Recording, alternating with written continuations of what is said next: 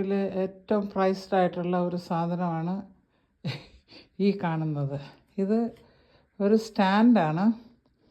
ഇപ്പോൾ ഇത് സാധാരണ നമ്മൾ എൻട്രി ചെയ്യുമ്പം ഇവിടുത്തെയൊക്കെ വലിയ വീടുകളിലൊക്കെ ഈ ഒരു സാധനം കാണും. ഇതാണ് ഇത് സാധനം. 4 ഇത് ഉണ്ട്. ഇത് എന്താണ് എന്താ അതിന് പറയുന്ന അറിയത്തില്ല. ഇതിങ്ങനെയും 4 എണ്ണം. ഓക്കെ, ഇതെല്ലാം തിരിച്ച് ഊരിയെടുക്കാമെന്നാണ്. ഇപ്പോൾ ഇത് തന്നെ കണ്ടോ, ഇത് ഇവിടുന്ന് തിരിച്ച് വേറെ കഷ്ണമാക്കി. ഇപ്പോൾ നമുക്ക് ട്രാൻസ്പോർട്ടേഷനൊക്കെ ഭയങ്കര മാർവലസ് ആയിട്ടുള്ള ഒരു പീസ് തന്നെയാണിത്. എന്നിട്ട് മേളിൽ ഇത് ഇങ്ങനെ കണ്ടോ, നടുക്ക് ഒരെണ്ണം, പിന്നെ 4 എണ്ണം അങ്ങോട്ട്. അപ്പോൾ അതിനകത്ത് നമ്മൾ ഹാങ്കറിൽ ഉപയോഗിച്ച് കഴിഞ്ഞാൽ, ഞാൻ അങ്ങനെയാണ് ഉപയോഗിക്കുന്നത്, ജാക്കറ്റുകളൊക്കെ ഇടാം. ഇതിനകത്ത് ഹാങ്കറിൽ ഉപയോഗിച്ച് കഴിഞ്ഞാൽ എന്തെങ്കിലും സാധനങ്ങൾ തൂക്കിയിടാം. അതുപോലെ തന്നെ ബാഗ്, നമ്മുടെ വാനിറ്റി ബാഗ് കാര്യങ്ങളൊക്കെ ഇടാം. ഇപ്പം ഞാനിത് പുറത്തെടുത്തതിൻ്റെ കാര്യം, റൂം ക്ലീൻ ചെയ്യുന്നുണ്ടായത് കൂടാതെ തന്നെ ഞാൻ പുറത്തെടുത്തത് ഈ ഹെവി ആയിട്ടുള്ള വിൻ്ററിലെ ജാക്കറ്റൊക്കെ ഇട്ടിട്ട് അതിൻ്റെ ഇതിങ്ങനെ കാർപ്പൻറ്റർ, നമ്മുടെ വുഡൻ ആർക്കിടെക്റ്റാണ് ഇതിനകത്ത് ഉപയോഗിച്ചിരിക്കുന്നത്. അപ്പോൾ അത് പുറത്തേക്ക് ഇറങ്ങി വന്നു. ഹസ്ബൻഡ് ഇവിടെ ഇല്ല. ഞാനതിനെ ഇവിടെ എല്ലാത്തിനും പ്രതിവിധിയാണല്ലോ സെല്ലോ ടേപ്പ്. അപ്പോൾ ആ സെല്ലോ ടേപ്പ് എടുത്ത് ഞാനതിനെ അവിടെ ഒട്ടിച്ച് വെച്ചു. ഇനിയിപ്പോൾ അത് വീട്ടിലേക്ക് എൻ്റെ മുറിയിലോട്ട് കയറ്റണം. അതിനുള്ള സംവിധാനത്തിലാണ് ഞാൻ നിൽക്കുന്നത്. എനിക്ക് ഭയങ്കര ഇഷ്ടമാണ് ഈ ഒരു പീസ്. ഞാൻ എൻ്റെ ഡോറിൻ്റെ പുറകിൽ ഇൻ ബിറ്റ്വീൻ അലമാര കഴിഞ്ഞ് പുറത്തേക്ക് ഇറങ്ങുന്ന ആ ഡോറിൻ്റെ അവിടെ തന്നെ ഇച്ചിരി സ്പേസ് ഉണ്ട്. അതായത് ഡോറിൻ്റെ ബാക്കിലായിട്ട് വരും. അപ്പം ഡോറ് ഞാൻ തുറക്കുകയാണെങ്കിൽ ഇതവിടെ ബാക്കിലിരിക്കുന്നത് ആരും കാണുകയില്ല. പക്ഷേ ഞാൻ എന്താണ് ചെയ്യുന്നതെന്ന് ചോദിച്ചിട്ടുണ്ടെങ്കിൽ, ഞാൻ അതിലൊരു നമ്മൾ മനുഷ്യർ കാണുന്ന ആ ഭാഗം, ആരെങ്കിലുമൊക്കെ വന്നില്ലെങ്കിലും അങ്ങനെ ചെയ്തില്ലെങ്കിലും കുഴപ്പമില്ല. പക്ഷേ നമ്മൾ ജാക്കറ്റൊക്കെ എന്നും കഴുകുന്ന സാധനമല്ലല്ലോ. അപ്പോൾ അതൊക്കെ അവിടെ ഇടുമ്പോഴത്തേക്ക് ഒരു വിൻ്ററിൽ ഉപയോഗിച്ച് കഴിഞ്ഞ് ഡ്രൈ ക്ലീനോ വാഷിങ് ചെയ്ത് ഞാൻ അൽമാരയിൽ വെക്കാറുള്ളൂ. അപ്പോൾ ഇതിങ്ങനെ ഇവിടെ ഇട്ടേക്കും.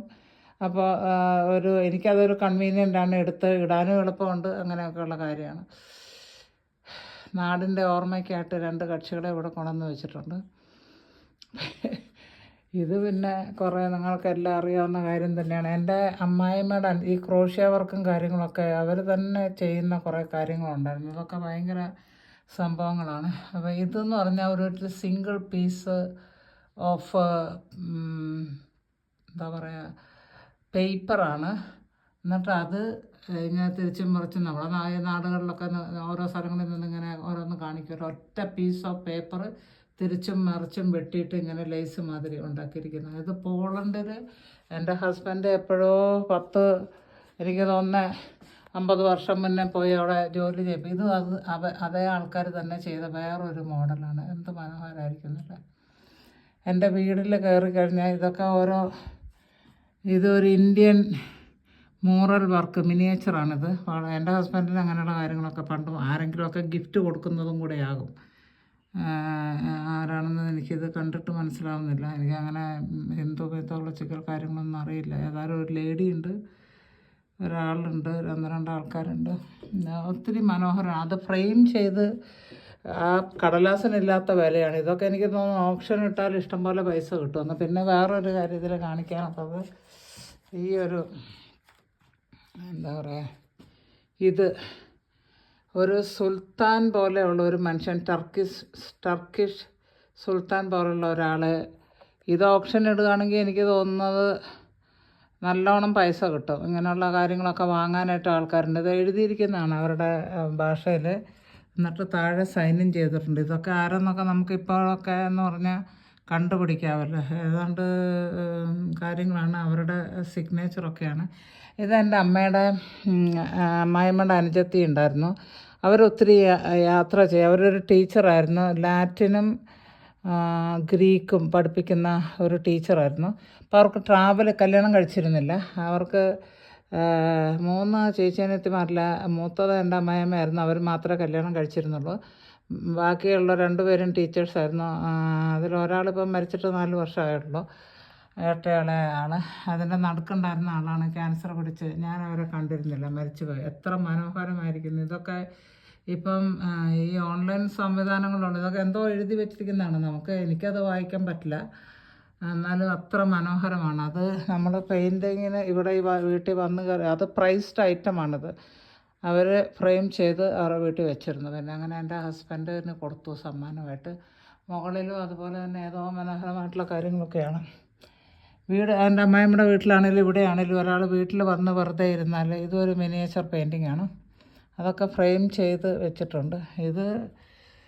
അത് ടർക്കിയിലുള്ള ഏതോ ഒരു മുസ്ലിം പള്ളിയാണ്. നമുക്ക് കാണുമ്പോൾ അറിയുന്നുണ്ടല്ലോ. ഇതൊരു ക്രിസ്ത്യൻ പള്ളിയാണ്. ഏത് സ്ഥലത്താണെന്നൊന്നും അറിയത്തില്ല. അടിയിൽ ഇങ്ങനെ അവർ പെയിൻറ്റ് ചെയ്ത ആൾക്കാർ ഇങ്ങനെ എഴുതിയിട്ടുണ്ടാകും. എനിക്കത് വായിക്കാൻ പറ്റുന്നില്ല. കുറേ ഉണ്ട്. ഇത് കണ്ട എൻ്റെ അമ്മായിമ്മയുടെ അനുജത്തി ചെയ്ത വർക്കാണ്.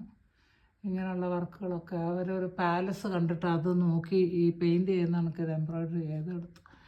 ഇങ്ങനത്തെ കുറേ ഇതൊരു മിനിയേച്ചർ എന്താണെന്ന് എനിക്ക് മനസ്സിലായിട്ടില്ല. രാത്രിയും കൂടെ ആണല്ലോ. വളരെ ഒരു വീടാണ് കാണുന്നത്. അതൊരു വീട് പോലെയാണ്. അത് മുൻവശത്തൊരു കർട്ടൻ ഇട്ടിരിക്കുന്ന കണക്ക് ഇട്ട് വെച്ചിട്ടുണ്ട്. കണ്ടില്ലേ? അത് ഭയങ്കര മനോഹരമായിട്ടുള്ള കാര്യങ്ങളൊക്കെയാണ്. എനിവേ, ഞാനിന്ന് പ്രാർത്ഥിക്കാമെന്നൊക്കെ കണ്ടിനി ഞാനൊന്ന് ഇപ്പോൾ ഒത്തിരി മിഡ് നൈറ്റ് ആയിട്ടുണ്ട്. അതിനൊക്കെ കൂടെ കയറുകയാണ്. എല്ലാവർക്കും നല്ലൊരു സേഫായിട്ടുള്ള ജൂൺ 7th നേരുന്നു. ദൈവം നിങ്ങളെ അവരെ അനുഗ്രഹിക്കട്ടെ. എൻ്റെ വീഡിയോ കാണുന്ന എല്ലാവരും എൻ്റെ എല്ലാ പ്രാർത്ഥനയിലും ഉണ്ടാകും. നിങ്ങളതൊന്ന് മനസ്സിലാക്കിക്കോളൂ. ദൈവം നിങ്ങളുടെ കൂടെ ഉണ്ടാവും. ഞാൻ പ്രാർത്ഥിക്കുന്നുള്ളതാണ് എപ്പോഴും.